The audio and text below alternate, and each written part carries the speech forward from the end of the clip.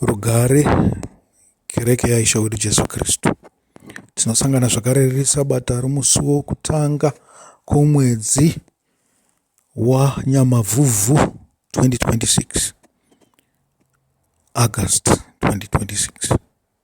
Ndinoimba kuti maita vhiki rakanaka uyezve Mwari akuropafadzei. Zvisinei, rinorava Sabata. Sabata ndiro zvarakagadzirirwa kana makanga musina vhiki rakanaka rapera, nekuti isabata rei rerugare, isabata rekurapwa, isabata rechiprofita, isabata rei remvura tsvene, isabata rei remweya mutsvene, isabata rei rokugutswa. Sabata ndo zvarakagadzirirwa, rakagadzirirwa munhu kuti nyangwe tanga tine matambudziko vhiki yese, asi pasabata zvinopedzwa nani? Naishe wedu Jesu Kristu.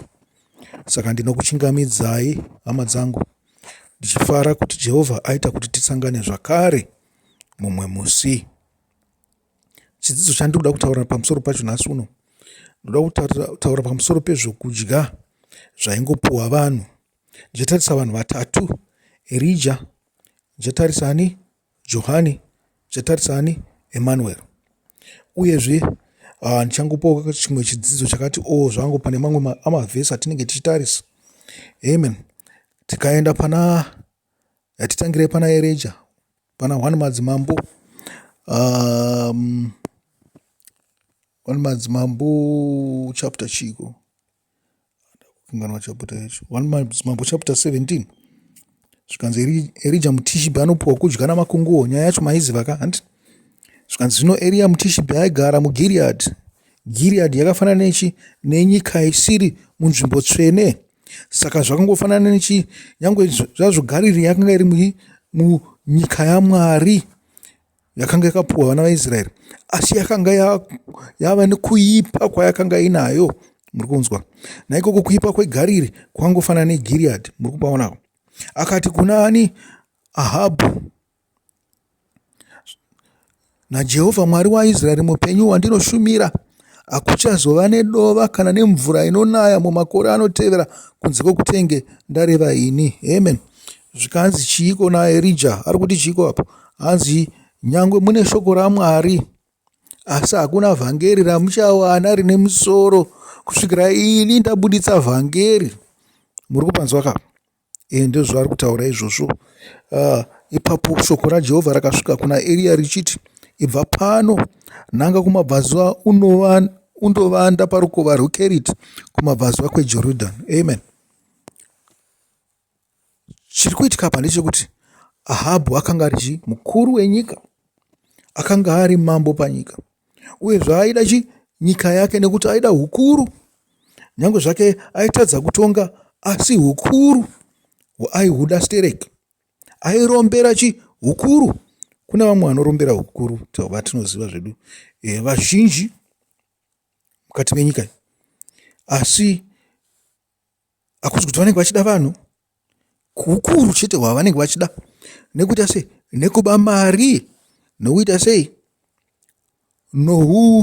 Unonzi chii? Corruption inonzi chii? Huori hwavanenge vachiita ivo navamwe vavo. Muri kupanzwa kapa? Ndo zvakaita Ahabhu, nekuti ane nyaya dzake dzecorruption dzaanadzo dzatinoziva, dzatikaverenga mukati mebhaibheri. Zvikanzi papo shoko rakasvika kuna Eria richiti, ibva pano nanga kumabvazuva undovanda parukova rweKeriti kumabvazuva kweJorodhani. Kana takuverenga apa tinokwanisa kurashika toti yanga iri nyaya yenyika iyi. Kwete, inyaya yevhangeri. Chii chiri kunetsa apa? Nekuti Ahabhu nomukadzi wake Jezebheri vakanga vanewo vhangeri ravaiparidza, ndori kunzi vhangeri risina maturo. Muri kunzwa ka? Zvikanzi zvose zvamunenge muchaparidza izvo hazvina kana nemusoro. Vakanga vatone vaprista vavo. Zvikanzi vaprista vaishumira Bhaari. Nyika yakanga yakatobatwa naBhaari. Nyange zvako kune vanhu vakanga ramba vari pana Jehovha, asi nyika yakanga yakabatwa naBhaari. Muri kupanzwa kapa? Nofunga pabuda pachena, ndifunga kuti ngarambe ndichida kuexplaina. Zvikanzi enda kurukova rweKeriti. Rukova rune mvura. Muri kupaona? Apa tingaiti stream. tototaura kuti mvura inopfuura apa inenge yakachena iri kubva mumakomo. Muri kunzwa? Kumabvazuva kweJorodhani. Amen. Kumabvazuva ndo kunopinda nomuranda waIshe. Muranda waMwari ndo kwaanobva nako achipinda muJerusarema. Muri kunzwa? Kumabvazuva kweJorodhani handiko kune Israeri, asi ndo kunobva anopinda mutemberi, anopinda nesuo rokumabvazuva. Zvimwe zvinhu zvamunofanira kunge muchingofunga, zvimwe pamunenge muchingofamba muchinzwa shoko, muchingofunga tumwe tunhu twangowanda tunenge tuchitaurwa imomo. Apa tingotaura nezvedirection. Uchanwa mvura yorukova urwu, uye ndarayira makunguo kuti akupe zvokudya ikoko. Amen. Zvikanzi uchamwa mvura yorukova, hazvishamisa kaizvo munhu anongomwa mvura yorukova. Nenguva dzacho izvozvo vanhu vaitongotora mvura yemurukova vachinwa. Vamwe vaitonogara padhuze nerukova kuti vapote vachitora mvura izi. Vanga vasingachere matsima anosvika pasi. Vashoma vaichera izvozvo. Muri kupanzwa? Vanenge vari kunzvimbo dziri kure. Apa chii apa? Mvura taiwana. Zvikanzi asi ndarayira makunguo. Chii chamunofunga pamusoro pamakunguo? Gunguo harizi first time yedu kurinzwa mubhaibheri. Takamboridzwa pana Genesis 8 or 7. Handichaziva zvangu ipapa pana Genesis 8 or 7. Yeah. I think Genesis 8. Panotaurwa kunzi Noah akatumidzira gunguo. Zvikanzi rakambara chichiburuka to and fro. Nekuti rakashaya paringaise tsoka rakashaya paringaite paringamire. Zvikanzi mushure macho akazotumidzira njiva zvake. Amen. Zvino gunguo ratumidzirwa kumunhu uyu anonzi Elia kana kuti Elijah muprofita. Zvikanzi atungidzirwa nechingwa nenyama. Muri kuzvinzwa kati zvinhu zviri tafu. Munonzwa? Ndo nyama. Makaenda kuvaHebheri munonzwa pamusoro penyama. Kunzi imi hamusati kukwanisa kukupai nyama. Muchiri kuda mukaka, muchiri zvanana pamusoro pekutenda, pamusoro pekuziva magwaro, pamusoro pekuziva shoko kana vhangeri. Muri kunzwa? Ndo zvinotaurwa kuvaHebheri izvo. Handichakuudza kuti zvinowanikwa pachapita ipi, asi makanozvitsvaga munozviwana. Zvino makunguo, tarira makunguo hadzisi njiva kaidzi. Makunguo, njiva ndiyo associated neHoly Spirit. Asi makunguo ndo ari kuuya nezvokudya zvaEria. Saka munofunga ichi kana manzwa kuti makunguo. Kana ndikati munhu uri gunguve wofunga kuti munhu angafare. Of course toziva kuti pane vamwe vane sinema yekuti gunguo zvavo. Uyezve pamwe nyange takavati gunguo uri munhu ava.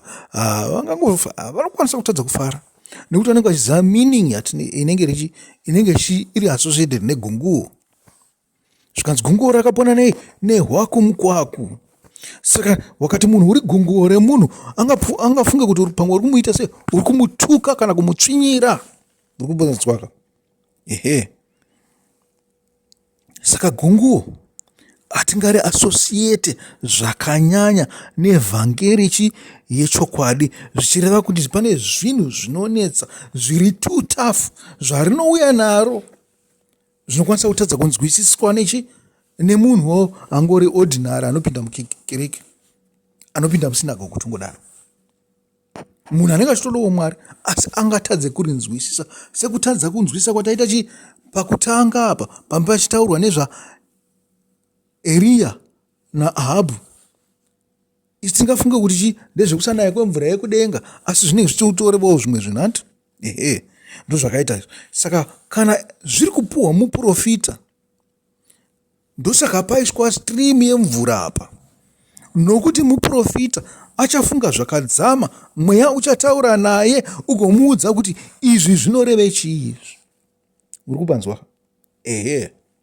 Zvikanzi uchamwa mvura yorukova urwu, uye ndakarayira makunguo kuti akupe zvokudya ikoko. Zvikanzi makunguo acho akauya nechingwa nenyama, zvinhu zvinonetsa kudya. Amen.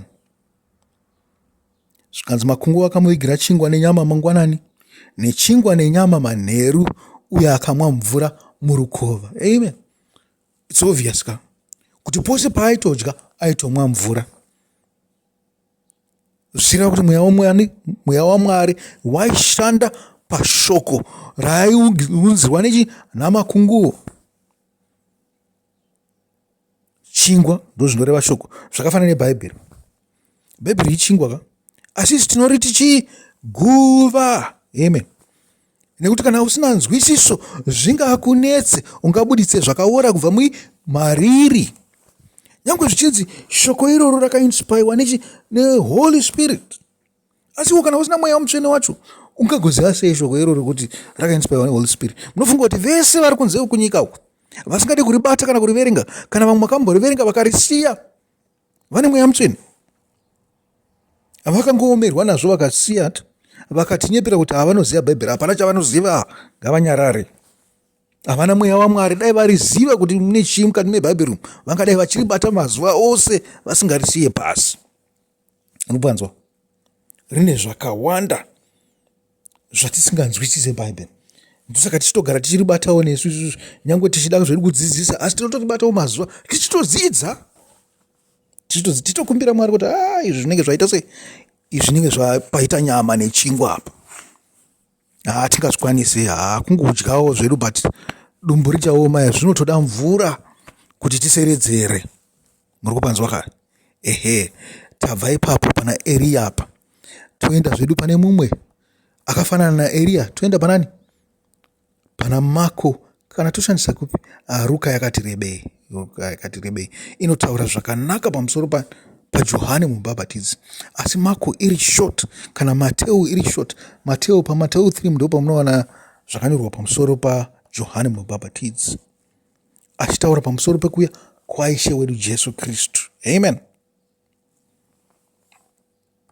Atende tinoverenga Mako 1.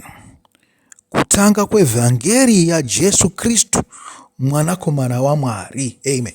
Ivamati amen ipapo. Vhangeri haina kutanga ishe wedu Jesu Kristu auya. Vhangeri yakatanga yaishe wedu Jesu Kristu yakatanga ishe wedu Jesu Kristu asati avapo. Chaita kuti Johani ataure vhangeri yaishe wedu Jesu Kristu yakakwana tsvene. Chii munochiziva here? Ndopana ichiti pamwe dai tatanga naRuka 1 tingadai tanzwisisa. Nekuti zvinotaurwa nengirozi kunzi munhu uyu achava chii? Nemweya mutsvene achibuda kubva mudumbu ramai vake. Zvikanzi Johani wakabatwa nemweya achiri mudumbu, haana kumirira kubuda panze. Muri kupanzwa? Anga atoo nemweya mutsvene kudaro. Vamwe ndo vanoti akabhabhatidzwa naishe wedu Jesu Kristu apo Maria akaenda kuona Erizabeta. Zvikanzi panguva iyo chakanga chingorimo, changa chiri pakati paErizabeta naZakaria, zvanga zviri zvenyama. Asi Maria achisvika pana Erizabeta ane nhumbu, zvikanzi mwana akabva abatwa nemweya mutsvene. Akabhabhatidzwa nani? Naishe wedu Jesu Kristu. Muri kuona mystery yeVhangeri? Kana tiverenga una zvakazarurwa, zvinonzi vaprofita vaitaura vachitora mashoko aya panani? Pana ishe wedu Jesu Kristu. Ishe wedu Jesu Kristu ndiye aitovatuva. Mozisi akatumwa nani nemurau? Naishe wedu Jesu Kristu. Muri kupanzwa ka? Saka Jesu akanga aripoka, vanhu vose havasati vapo. Muri kunzwa? Ndoimwe mystery yeVhangeri iyoyo, yokuti mweya mutsvene waipuhwa kuvaprofita kuti vataure nemweya mutsvene. Kana kuti shoko raiiswa mumuromo mavaprofita, wonzi enda unotaura zvakati, ndichava newe. Munoziva zvinoita munhu wemuprofita? Hakusi kuti hazviko kuvanhu vedu vechivanhu. Zvinokwanisa kuitika kuti inini ndikataura panapa, iwewo uriko kana kuUnited States uko, unokwanisa kunzwa zvandataura panguva ino. Kana kuti ndinozvisa mudende, shoko rogofamba rigosvika kwauri. Paunovhura dende iroro, unobva wanzwa inzwi rangu. Kwete foni dzamavakutaura dzine mamobile phone. Zvakasarira izvi, zvakadhakwa izvi. Mukona Satani anenge atongouyawo nedzimwe nzira dzake dzekuti aise zvinhu zvake, content yake atibate. Saka tichifaka nemacontent epamafacebook, epamayoutube nechi zviri kuodza pfungwa nemwoyo. Izvi zvekuti mashoko zvakatanga kare kana vakuru vedu vakanga vanazvo. Asi Mwari ari kumusoro anokwanisa kutotaura, achitaura iwe uchibva wataura, achitaura iwe uchibva wataura, uchitonzwa inzwi. Vazhinji vanorinzwa mukurara, vazhinji vanorinzwa vachifamba masikati. Icho kuti Jesu Kristu anotaura, Mwari anotaura. Muri kuvanzwa? Saka isusu tinoudzwa kuburikidza naishe wedu Jesu Kristu kazhinji nekuda kwecovenant iyi iripo. Hakuzi kuti Mwari haaonekwe, anoonekwa navakasarudzwa. Kana ishe Jesu Kristu anoonekwa navakasarudzwa, unotovaona pamwe chete. Ishe Mweya Mutsvene unomuonawo futi, asi anoonekwa nani? Navakasarudzwa. Muri kuvanzwa? Hakuzi kungoti munhu woga woga. Saka zvinhu zvacho zvinoda kakutsungirira nakakushingirira nekakuvangarara nekakuisa mwoyo wako pazviri nezenze uchiita zvinhu zvaMwari. Zvikasezvo zvakanyorwa nomuprofita Isaya zvichinzi, tarira ndinotuma munyai wangu pamberi pako. Imunoziva kuti munyai anomirire chii? Munyai anongotakura shoko achienda kune imwe nzvimbo. Riri shoko rekuroora. Unoona, ndiye anenge achitaurawo achitoti ndisu tasvika panapa, tabva kwakati tiri kutsvaga sadza. Hazviitwe fange zvamakuita mazuva ano zvekuti munobva maenda muchinobva mangonotaurawo straight away kuti muri kutsvaga bota. Hazviitwe izvozvo. Munoti muri kusaga sadza. Amen. Sadza ndo rakasimba, bota ndiri manga. Zvikanzi achakunatsira nzira yako. Shoko rinokosha raMwari. Vhangeri yakanga yapinda munyika. Zvikanzi anonatsa nzira yani yaachaterawo. Saka ishe kuti Jesu Kristu anozvika zvinhu zvati rerukei. Munhu aita hardwork yese yokupura matombo, yokuponda matombo, achiaita tumatombo ndozi tuma 3/4 here. Amene twamunoshandisa kugadzira tara kana twamunoshandisa kuvakisa. Muzotutsindira tara yobva yaita smooth hand. Ndo zviri kuti kwaana John Baptist. Panozofamba naishe wedu Jesu Kristu panenge patova netara. Zvikanzi nyika inenge yaita se yaenzaniswa, pane makomba panenge paita se pavharwa. Saka munhu akauya achitaura zvitsvene zvaMwari, akauya achitaura vhangeri yaishe wedu Jesu Kristu, ishe Jesu vasati vavapo. Muri kupanzwa ka? Zvikanzi izwi raanodana murenje. Renje ndo rakaita sei? Tambotaura pamusoro perenje. Tikakompea Gilead nerenje, tikati Gariri ichi irenje futi. Munoziva chimwe chinhu chinoshamisa ndekuti pakumuka kwaishe wedu Jesu Kristu akati tinonosangana chiGariri. Munofunga kuti aenderera ikoko nekuti ndokwanga kuri kumba kwake here? Mweya wanga ukuda kudzoka mumusha here pachishona? Atikami munoti kana munhu afa mumbotanga mamuisa mumba, kana kuti mumbotenderedza imba yaanenge achigara pamunenge makamutakura. Kana ari saimba muzinda zvenyu munozomuviga. Tingazvifananidze nechishona ichocho here? Aiwa, Gariri ndokune basa kauku. Ndokumatuchani kwacho ikoko, ndokune basa rinenge chida kuitwa. Hazvibatsire kuti vanhu vanga vachidzidziswa naishe wedu Jesu Kristu vagare muJerusarema. Kana Jerusarema dai vatsvene vanga vasingafanirwa kugara ikoko. Asi nokuda kuti Jerusarema ranga risiri tsvenewo, zvikutotaurwa kunzi vhangeri rakufanirwa kuenda kune vasina kudzingiswa. Basa rake ishe wedu Jesu Kristu ranga ratopera rekuparidzira vana vaIsraeri. ZveIsraeri zvakanga zvavharwa izvo.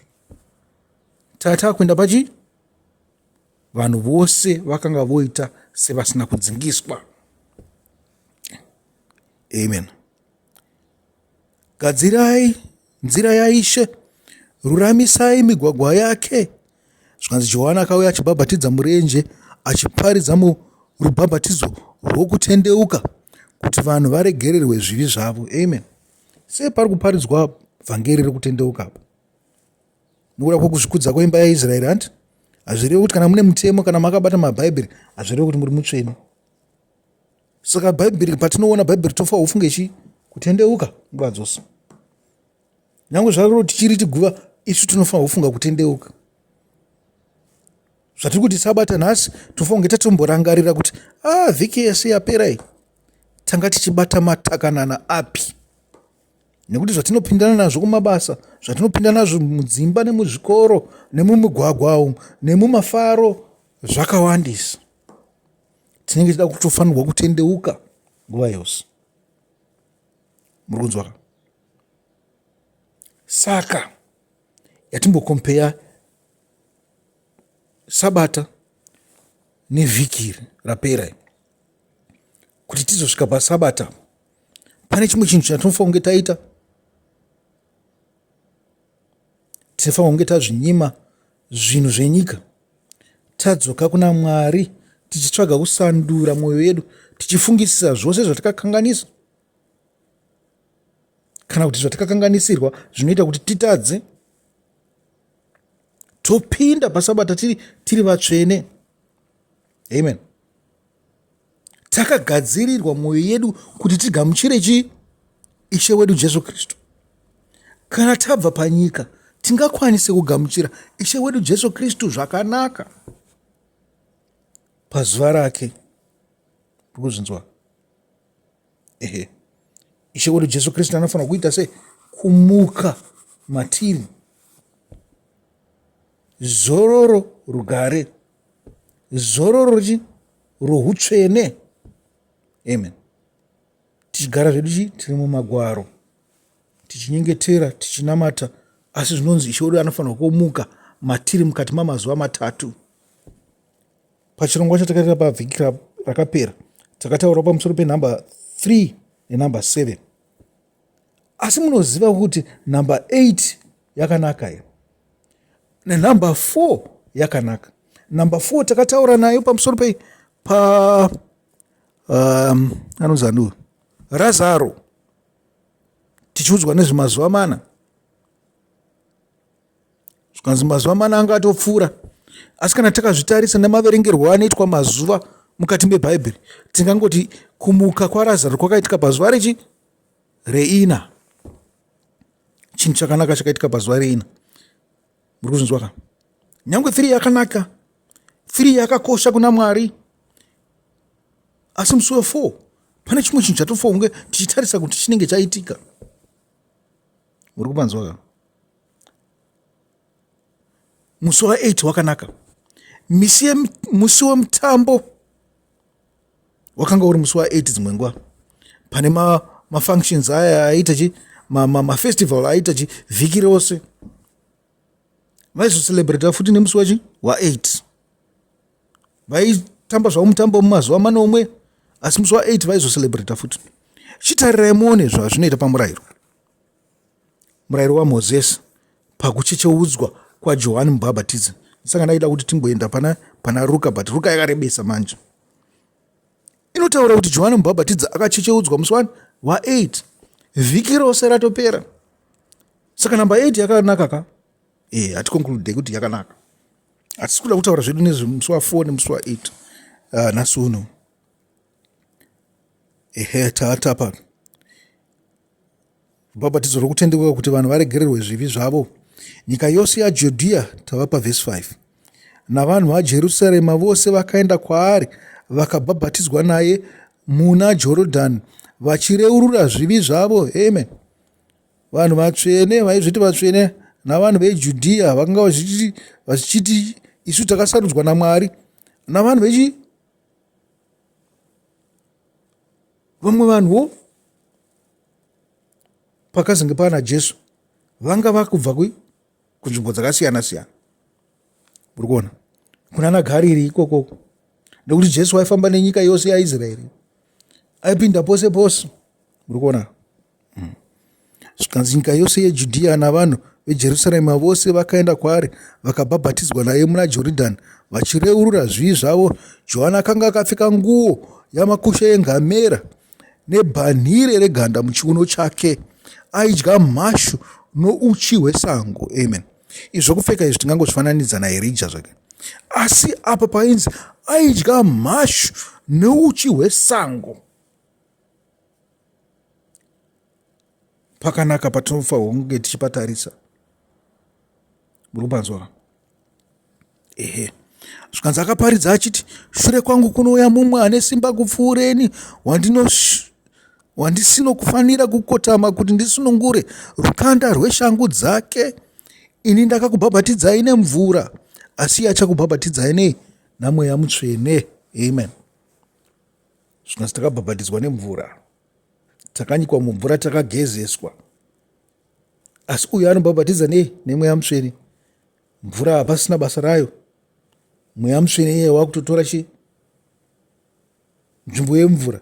Tacheneswa mukati, tacheneswa pamweya, hatisangocheneswa kunze uku sezvaitwa vanhu naJohani Mubhabhatidzi. Zviri kureve chii rubhabhatidzo rwaJohani Mubhabhatidzi? Zvikanzi rubhabhatidzo rwaJohani rwakanga rungori symbolic chete. Aingogamuchira kuti iwewo kana wati watenda, uri kuda kutendeuka zveshuwa, okubhabhatidza. Aigamuchira zvaunenge wataura iwewo. Asi rubhabhatidzo rwaJesu rwakasiyana. Haungakwanise kumunyepera. Haungakwanise kuti waiswa maoko pamusoro namufundisi woti watendeuka zvechokwadi. Haunyepere Ishe wedu Jesu Kristu. Nokuti anoziva zviri mumweya mako. Anoziva kuti mweya wako wakamira sei, pfungwa dzako dzakamira sei, ndangariro dzako dzakamira sei. Zvakanga zvisingakwanise kuita naJohani Mubhabhatidzi. Nyangwe zvakanga kapuhwa simba iroro. Asi basa rake ranga riri rekungoshamba kunze uku, kurakidzawo kuti ndiri muprista wakangofanana navaprista venyu vekutemberi. Vanhu vakabuda kubva muna Judha, panzima kuti vaende kutemberi yakanga yakagadzirirwa ivo naSoromoni, vakaenda kuna Johani Mubhabhatidzi vakanobhabhatidzwa ikoko. NemuJerusarema, zvikanzi vamwe vaprista vaitouya kuzomunzwa ikoko. Vamwe ndo vaiuya kuna Johani Mubhabhatidzi nokuda kwegodo, nokuti akanga akuita vanhu vakawanda. Anga akuvatorera business. Iri nyaya yebusiness iyoyo ndakanzwa kuti pane mumwe muparidzi anoda kupuhwa stage nemumwe mukuru weimwe kereke. Handizivi kuti ari kunzwirwa tsitsi here kana kuti pane chiri kuitika. Zvikanzi akambotengerwa sutu nemumwe muparidzi, akazoitirwa chakati nechakati. Asi kuziva kuti zviri kufamba sei, but tinoda tingogamuchira kuti vari kushandidzana. Zvakanaka zvozvo. Hapana chakaipa. Handei zvedu kuna Isaya 7 tinotaura pamusoro paEmanueri. Hande pana Isaya 7 tichitangira pavhesi 13. Nguva ndiyo hakuda kuti rarisisa, tingoone short time chete. Hatina nguva yakareba. Ipapo Isaya akati, inzwai zvino, imi imba yaDhavhidhi, hazvina kuringana here kuedza mwoyo murefu wavanhu? Ko, imi muchaedzawo mwoyo murefu waMwari wangu here? Naizvozvo Jehovha pachake achakupai chiratidzo. Amen. Mhandara ichava nemimba uye ichabereka mwanakomana, igomutumidza kuti Emanueri. Amen. Mhandara ichava nemimba.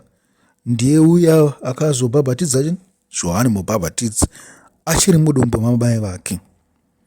Iye achadya ruomba nouchi. Amen.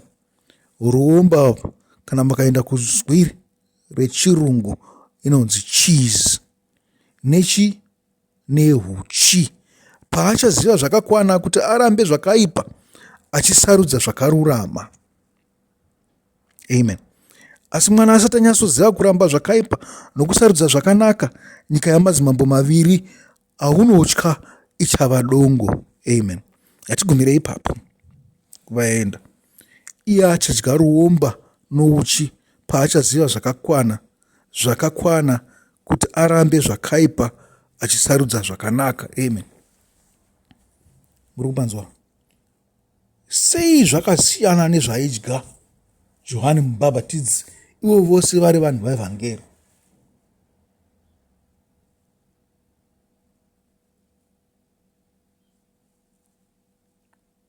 Sei Johani Mubhabhatidzi akauya achidya mhashu sei akauya achidya nehuchi hwesango? Uyu sei ari kudya cheese? Mukaka kauri watinge tagadzira unenge wanaka, cheese inonaka kakamwana. Pane mukaka wakanaka uya, mukaka uri fresh, kwete mukaka mumwe wakanaka wakakora kozita cheese. Uyu ari kudya cheese nehuchi. Sei zvakasiyana? Zvichida mhinduro yacho tingaiwane pamashoko aya. Zvikanzi paachaziva zvakakwana kuti arambe zvakaipa achisarudza zvakarurama. Muri kubanzwa?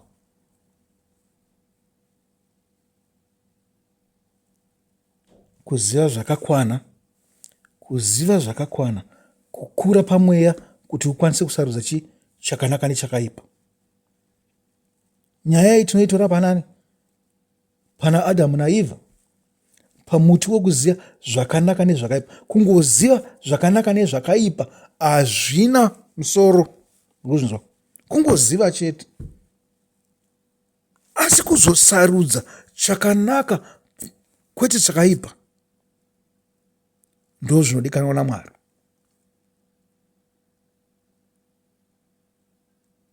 Muri kuzviona? Huchi hwaidyiwa nani? naJohani Mubhabhatidzi wakanga wakanaka.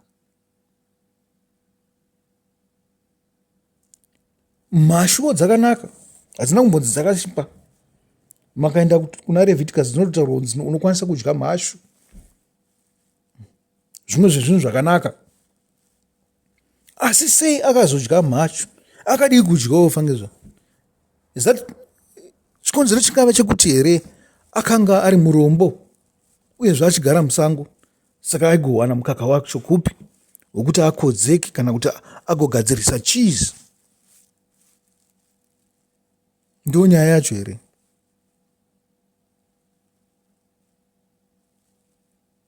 Ishe wedu Jesu Kristu akanzi achasiya zvose zvimwe zvokudya izvo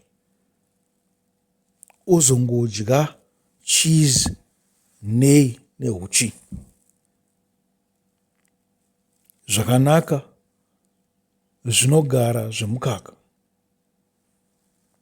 nehuchi. Huchi hwakanaka. Uyu ari kudya mashu sei? Uyu auya kuhondo, muri kupanzwa? Uyu ane hondo yaari kurwa, ndozvandingafunge izvo. Johani Mubhabhatidzi auya ane hondo yaanayo yokusorwisa establishment, yokusorwisa ava varipo karapa. Mafungiro avana vaIsraeri, mafungiro avaJudha, mafungiro etemberi, evanhu vari mutemberi, vaprista, mafungiro amaelders, muri kuzvinzwa? Mafungiro avanyori auya nehondo. Akanga atounganidzira vanhu vaishe wedu Jesu Kristu kurutivi rumwe. Ishe Jesu Kristu anozokutangira ipapo. Asi hondo inoperera pana Johani Mubhabhatidzi here? Kwete. Hondo inoendera mberi kusvikira pakufa kwaishe wedu Jesu Kristu. Agadzira nzira iyo ndiani? NdiJohani. Namafiro ake airakidza kuti akanga ari munhu wehondo.